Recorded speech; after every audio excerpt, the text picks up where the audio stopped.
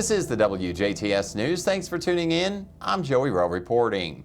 A Jasper woman was arrested on battery charges yesterday evening. Yesterday at around 8:20 p.m., the Jasper Police Department was dispatched to a residence in reference to a physical fight that had just occurred prior to the dispatch being notified.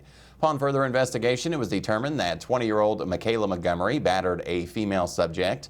The battered female subject was transported to Memorial Hospital in reference to injuries. Michaela Montgomery was lodged into the DuBois County Security Center on charges of battery resulting in bodily injury. Patoka Lake is hosting its 16th annual Thunder Over Patoka fireworks display at Patoka Lake Beach on Saturday, July 2nd at 2 p.m. The display can be viewed from the Section C viewing area in the 300 loop of the modern campground for those camping at Patoka. The beach is expected to fill quickly, so plan to arrive early to secure a spot.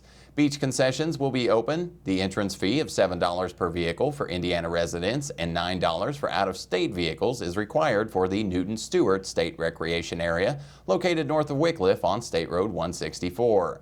For more information regarding this program or other interpretive events, call the Nature Center at 812-685-2447. An Indianapolis man is going to prison for the next 3 decades for the beating death of his son. A judge yesterday sentenced Michael Gaunt to 35 years in prison for his 28-day-old son's death back in 2019. Doctors and investigators say the little boy's injuries shown he was beaten and shaken. Gaunt was convicted in the case back in April. Post-traumatic stress disorder, or PTSD, can impact anyone who has survived a traumatic event. PTSD can disrupt your whole life and keep you from enjoying life's pleasures. PTSD affects more people than you might realize. Almost 6 out of 10 people will experience at least one traumatic event at some point in their lives and develop PTSD, according to the National Center for PTSD. Traumatic experiences affect about 6 out of 10 men and commonly includes experiences such as accidents, physical assault, combat, disaster, or witnessing death or injury. About 5 out of every 10 women will endure trauma. For females, these events are more likely to involve sexual assault and child sexual abuse. In a given year, approximately 12 million adults will have PTSD. Women are impacted more frequently, about 8 out of every 100, compared to men, about 4 out of every 100. PTSD can also affect those close to you through secondary exposure. It's important to note that not everyone who experiences a traumatic event will develop PTSD. Many people are able to fully recover without intervention. However, if you or someone you know is struggling to function following a traumatic event, it's time to seek help. Here are some signs you may be experiencing PTSD. Distressing memories, avoidance of trauma reminders, nightmares or flashbacks, negative thoughts or mood, always being on guard or danger, engaging in risky behavior, difficulty concentrating, interruptions in sleep pattern. Children may also experience PTSD, but differently, including reacting the event during playtime or having scary dreams. Symptoms may start within 1 month of the event, but sometimes those affected may not experience symptoms until years after the trauma. If someone you care about may be experiencing PTSD, it's important to ensure they feel safe both physically and emotionally.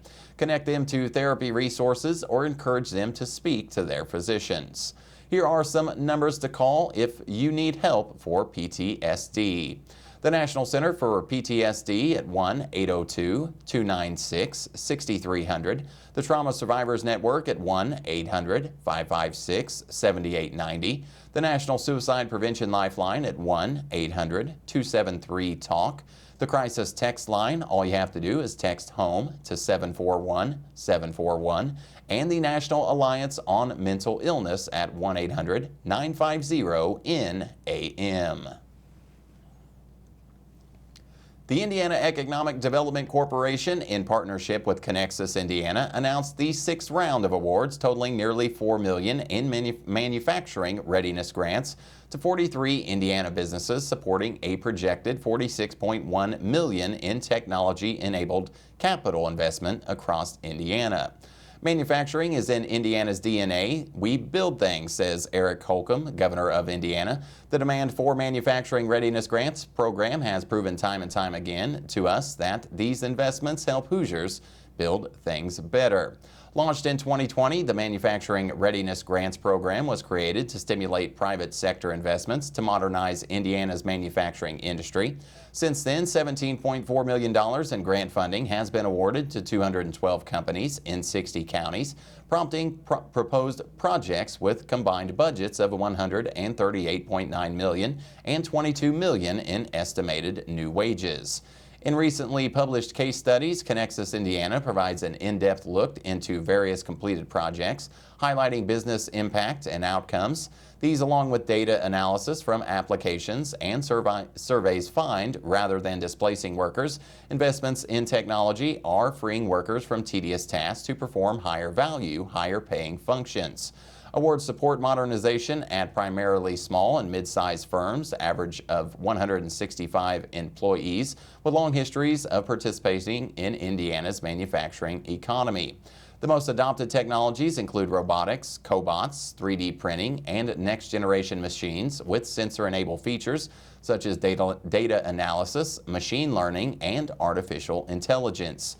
68% of companies report manufacturing readiness grants have enabled or expanded the scope of technology projects, and an additional 26% say the grant accelerated project timelines. Recipients around the area include Indiana Furniture Industries in Du Bois County, which received $109,121 grant award. They are a furniture manufacturer of products for various office environments such as private office settings, open office settings, and conference rooms. The company is investing in autonomous mobile robots, or AMRs, for material handling. Peak Tool Works in Du Bois County also received a $60,763 grant.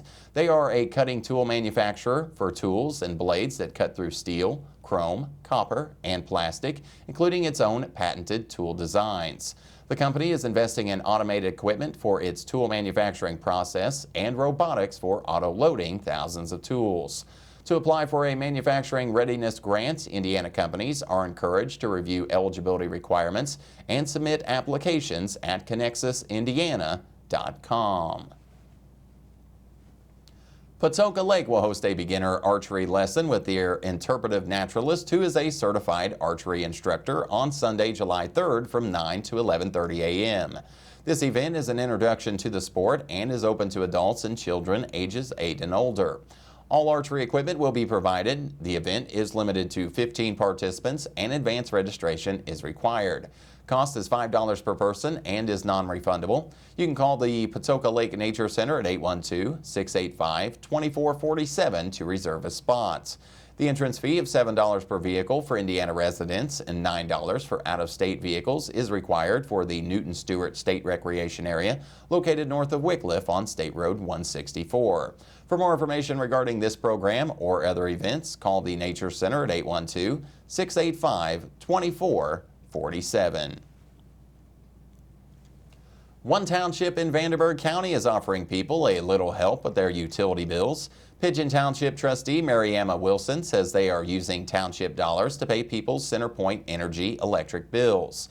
Wilson says a lot of people are struggling to keep up with the rising price of electricity. She said the township provides the help on the spot, either by making a payment directly or issuing a payment voucher that can then be used to pay for any past due charges.